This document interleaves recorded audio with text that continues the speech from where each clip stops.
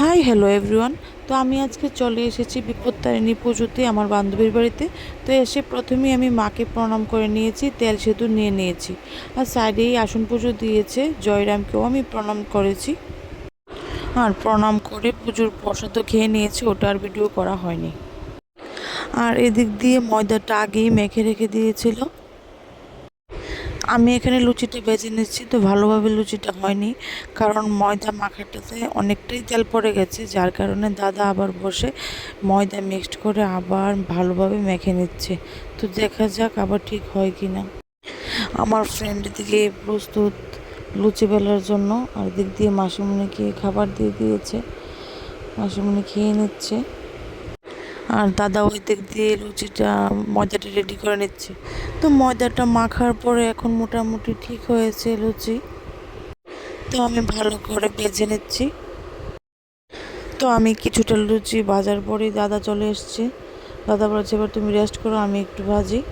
তো দাদাও লাল লাল করে ফুলকো লুচি ভেজে নিয়েছিল।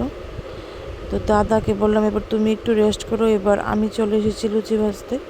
তো দুজন মিলেমিশে লুচি ভেজে খুব মজা লাগছিল, পিকনিক পিকনিক মনে হচ্ছিল, খুব ভালোই মজা করছে। তো আমার ফ্রেন্ড, আমি, আমার মেয়ে বসে গেছি। আর নিয়ে নিয়েছে এখানে বুটের ডাল, লুচি আর মিক্সড ভেজ। তো খুবই টেস্ট হয়েছিল। দাদা আবার দিক দিয়ে লেবু কেটে দিয়েছে, বলেছে লেবু দিয়ে লাগিয়ে খেতে খুব ভালো লাগবে, লেবু দিয়ে খাও। তো সিমরানকেও দিয়ে দিয়েছে। আর সিমরানের বেশি একটা ভালোবাসে না লুচি, কারণ লুচিটা অয়েল দিয়ে ফ্রাই করা হয়, তার জন্য ও বেশি একটা ভালোবাসে না, ও বেশি খেতে চায় না লুচিটা। তো জোর করে এসে বসেছে।